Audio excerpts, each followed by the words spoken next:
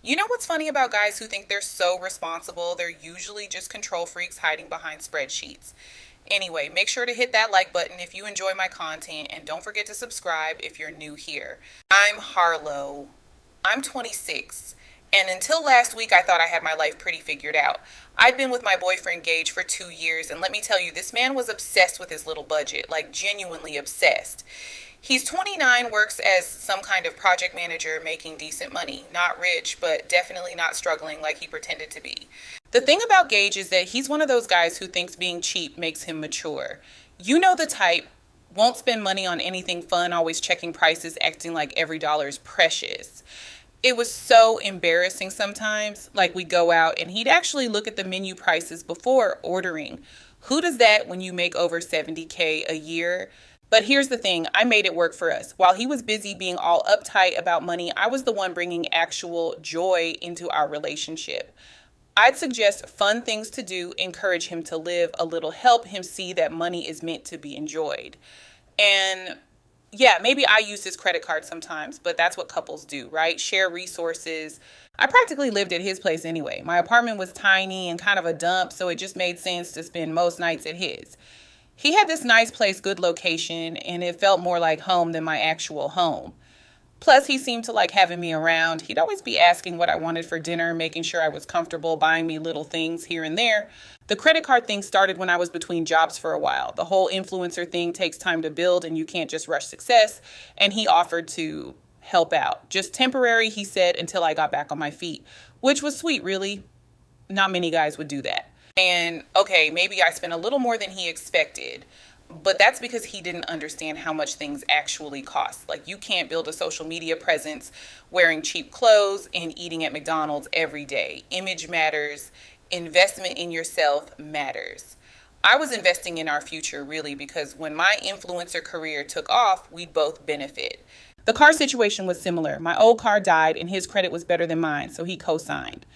It made perfect sense. I needed reliable transportation, especially for content creation. You can't be showing up to events in some beat up Honda. The monthly payment wasn't even that much compared to what he was making. But this is where Gage's true personality started showing. Instead of being proud that his girlfriend looked good and was working toward her goals, he got all weird about money. Started making these little comments about budgeting and being responsible. Started printing out these ridiculous spreadsheets and sticking them on his fridge like some kind of accountant. I tried to be supportive, I really did, but watching him obsess over every little expense was just pathetic. Like, this is a grown man who budgets $60 a month for eating out. $60. That's like two decent meals, and don't even get me started on his $30 monthly clothing budget. I spend more than that on coffee. The worst part was how proud he was of it. He'd show me these numbers like they meant something, talking about his emergency fund and his retirement savings like we were 50 years old. Meanwhile, I'm trying to build something real, something that could actually make us money, and he's worried about spending an extra 20 bucks on dinner. I started to realize that maybe Gage wasn't as mature as I thought. Maybe all this budgeting was just fear. Fear of taking risks, fear of living life, fear of investing in the people he cared about. When your boyfriend is more excited about his savings account than he is about your dreams, what does that say about the relationship? But I stuck with it because I loved him and I thought eventually he'd grow out of this phase. I thought once he saw how successful I could be, how much potential I had, he'd understand why the investment was worth it. I was building something bigger than his little spreadsheets could measure. So there I was last Tuesday morning making coffee in Gage's kitchen, and I see this ridiculous spreadsheet stuck to his fridge with a magnet. The same one he'd been obsessing over for months, but this time something about it just hit me wrong. Maybe it was because I'd been scrolling TikTok all morning and seeing other girls living their best lives while I'm dating a guy who literally budgets his entertainment like he's broke. The numbers were just so pathetic. $60 for eating out per month, $40 for entertainment, $30 for clothes. Like, I couldn't even process how someone could live that restricted. And the worst part, he was proud of this. He'd literally shown it to me the night before, explaining how he was on track with his goals, like I was supposed to be impressed. I don't know what came over me, but I just pulled out my phone and started filming. The whole thing felt so absurd. Here's this guy making decent money, living like he's one paycheck away from homelessness. And for what? So he can have some number in a bank account that he'll probably never even use. The video practically made itself. I zoomed in on the most ridiculous lines and I couldn't help laughing, like genuinely laughing, because it was just so extreme. The eating out budget was the funniest part. I spend more than that on lunch in a week. And the clothes budget, I've bought single items that cost more than his entire monthly allowance. I captioned it, POV, your boyfriend is giving Ebenezer Scrooge energy, because that's exactly what it was. This man was literally hoarding money like some kind of Depression era grandpa. And the man's really budgeted $60 for eating out for the month part. I mean, come on, that's just objectively funny. I posted it and went about my day, not really thinking much about it, but then the views started climbing, like really climbing. Within a few hours, it had thousands of views and the comments were incredible. People were getting it. They understood how ridiculous this was. Girl, run. He's going to make you split the check at McDonald's. Exactly. Someone finally said it. This is embarrassing, bestie. You deserve better. Thank you. Finally, someone who gets it. Not the $30 clothes budget, I'm screaming. Right. Like, what is he, 12? Tell me you're broke without telling me you're broke. This one made me laugh out loud because it was so accurate. The validation felt amazing. For months, I'd been feeling like maybe I was the crazy one for wanting to actually enjoy life. But here were thousands of people confirming what I already knew. This level of penny pinching was not normal, and I definitely deserved better. By lunch, the video had hit 100K views. By evening, it was at 340K. I'd never had anything go that viral before. People were sharing it, stitching it, making their own videos about cheap boyfriends. I was getting followers left and right. This was exactly the kind of breakthrough I'd been working toward. The comments kept pouring in, and they were all so supportive. Women sharing their own stories about stingy boyfriends, people giving advice about red flags, everyone just being so understanding about how frustrating it must be to date someone so obsessed with money. I felt seen, like finally people understood what I've been dealing with. All those months of watching Gage stress over every little purchase, all those times, he'd made me feel guilty for wanting nice things or fun experiences. It wasn't me being unreasonable, it was him being weird about money. The best part was that it wasn't even mean-spirited. I wasn't trying to hurt him or anything. I was just sharing something funny about my life the way people do on social media. If anything, maybe it would help him see how his behavior looked from the outside. Maybe he'd realize that being so tight with money wasn't actually attractive or mature. It was just limiting. I started planning follow-up content. Maybe a series about dating someone who's too cheap or tips for dealing with a penny-pinching boyfriend. This could be my niche. Relationship content with a financial angle. The engagement was incredible and brands loved that kind of authentic, relatable content. For the first time in months, I felt like I was on the right track. My follower count was climbing, the video was still gaining traction, and people were actually interested in what I had to say. This was how influencer careers started, with one viral moment that showed people who you really were. I was still riding high from the viral success when my phone started blowing up around lunchtime. Like seriously blowing up. Notifications every few seconds, my phone buzzing constantly. At first, I thought it was just more people engaging with my video, which was exciting. But then I actually looked at the notifications and my stomach dropped. Someone had commented on my video, and that comment was getting more attention than my original post. Way more attention. That's because I'm paying your $20K credit card debt, your car payment, and your phone bill. But sure, make fun of my budget. It was Gage. Gage had commented on my video, and people were losing their minds over it. The replies to his comment were brutal. And wait, what? Oh, so he's not broke. He's just financially responsible while supporting you. She really exposed herself, huh? The way I just gasped. I felt this weird mix of panic and anger. Like, how dare he air our private business like that? That information was personal between us. He had no right to share details about my finances with thousands of strangers. It was a complete violation of privacy.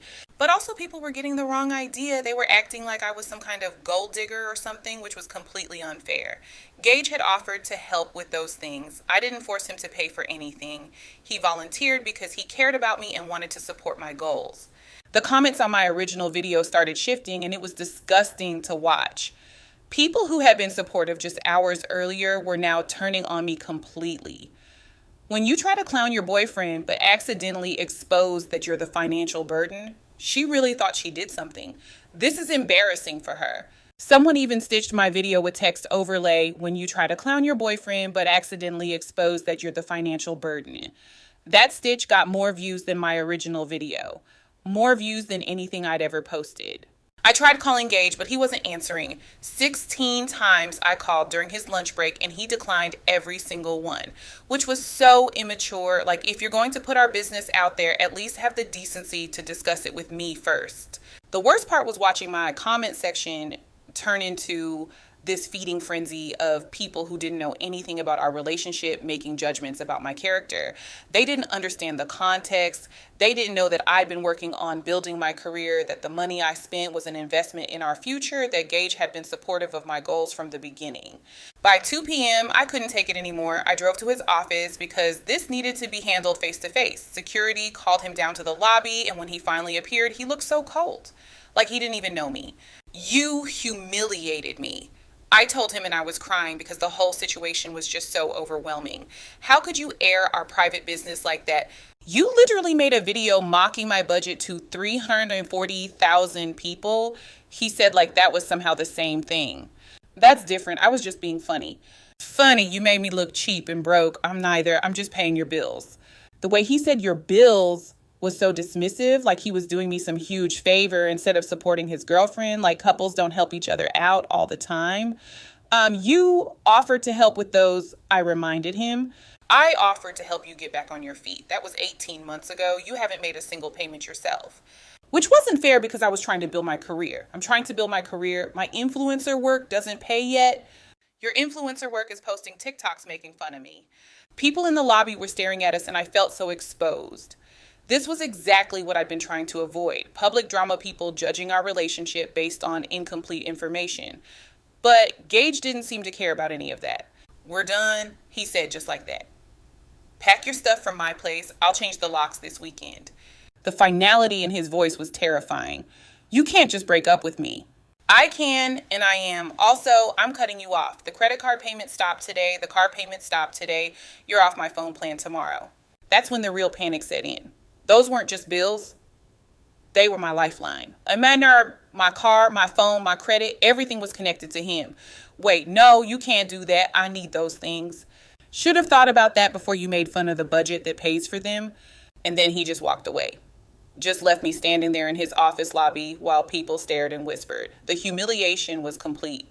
The next few hours were a complete nightmare. I sat in my car outside Gage's office building for like an hour just trying to process what had happened. He'd actually done it. He'd actually cut me off just like that over one stupid video. I tried calling him from different numbers, but he wasn't answering anyone. I even had Layla call him, but he'd apparently blocked her too. It was like he just decided to erase me from his life completely, which was so extreme and dramatic. The financial reality started hitting me that evening. I tried to use the credit card to buy groceries, and it was declined. Declined in front of a whole line of people at the store. I'd never been so embarrassed in my life, knowing the cashier had to call a manager, and I had to pretend like it was some kind of mistake with the bank. I drove home, well, to my actual apartment, which felt weird after spending so much time at Gage's, and started doing the math. Without his help, my monthly expenses were completely unmanageable. The car payment alone was $430. The minimum payment on the credit card was going to be over $300. Plus, my rent, utilities, groceries, gas, phone bill, if I had to get my own plan again. My actual income from my part-time job was barely enough to cover rent and basic expenses. I've been so focused on building my influencer presence that I hadn't really thought about what would happen if Gage stopped helping. I mean, why would we were in a relationship. People in relationships support each other. But apparently not. Apparently one video was enough for him to just throw away 2 years together. Which said a lot about his character, really. Like, if you can just cut someone off that easily, maybe you never really cared about them in the first place. The next morning, I woke up to 17 missed calls from my mom. Apparently, someone had sent her the TikTok video. Great, just great. "Harlow, what is this?" she demanded when I called her back. "People are saying you were living off some boy." "It's not like that, Mom. Gage offered to help, and now he's being vindictive because I made one video making fun of him for being responsible with money while he was paying your bills. Even my own mother was taking his side. It was unbelievable. You don't understand the situation. I understand that you're 26 years old and should be paying your own way." The conversation ended badly with her basically telling me I needed to grow up and take responsibility. Easy for her to say. She'd never tried to build a career from scratch in the social media age. Things got worse when Layla came over that afternoon. I thought she'd be supportive, but instead she had this weird energy. "So, like, how much debt are we talking about here?" she asked. That's not the point. The point is that he violated my privacy. But Harlow $20,000 and he was making the car payments too. He offered, I didn't ask him to do any of that, but you let him for like a year and a half. Even my best friend was acting like I'd done something wrong. Like I was supposed to turn down help from someone who claimed to love me. Like I was supposed to know that he was keeping track of every dollar and would use it against me later. By day 3, the credit card company had sent me a notice. Since Gage was the one making payments and wasn't a co-signer, just had authorization to pay, they needed payment from me directly now. The minimum payment was $340 per month. I called him from yet another number, but he actually answered this time. I can't afford $340 a month, I said. Not my problem. But you ran up the debt. I have the statements. It's all your purchases, designer clothes, restaurants, that trip to Miami with your friends, all you. You said I could use it. I said you could use it for emergencies when you were between jobs. You got a job 14 months ago and kept spending. This is financial abuse, I said, because that's what it felt like. He hung up on me. The car dealership called the next day. I was 30 days from the first missed payment being reported to credit bureaus. They offered to let me refinance in my name only, but I needed proof of income and my credit score was 580. I was denied.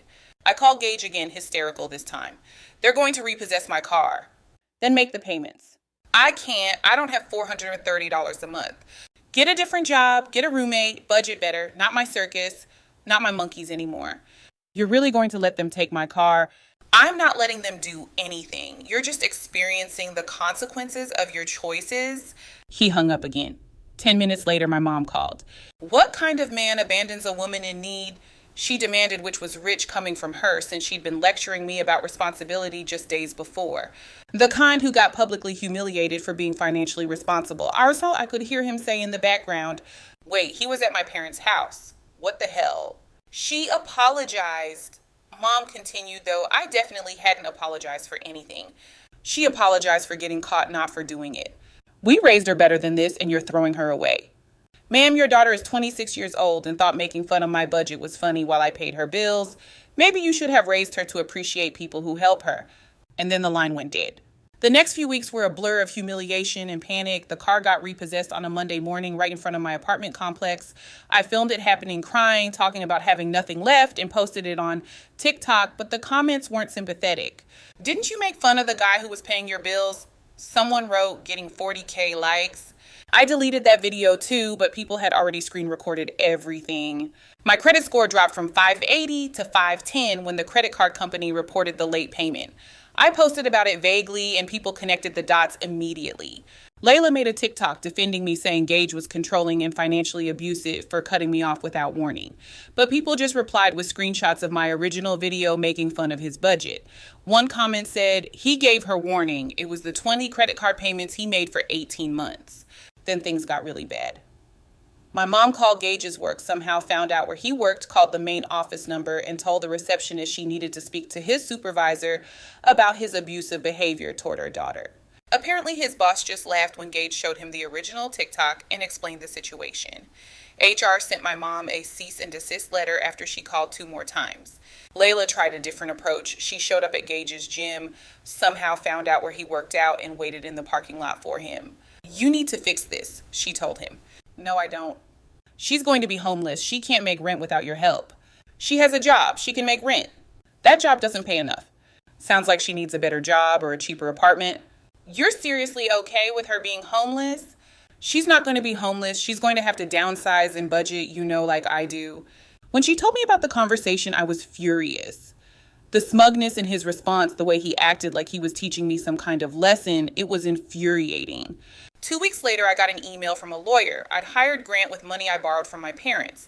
The email claimed that Gage had verbally agreed to pay my expenses and that stopping payment was breach of verbal contract, and I was seeking $15,000 in damages for financial hardship caused by sudden withdrawal of support.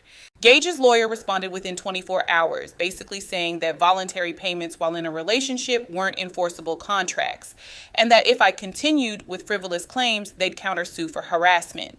Grant dropped my case immediately after that, another $400 down the drain. I had to move back in with my parents. There was no other choice. I couldn't afford my apartment, couldn't afford a car payment, couldn't afford anything.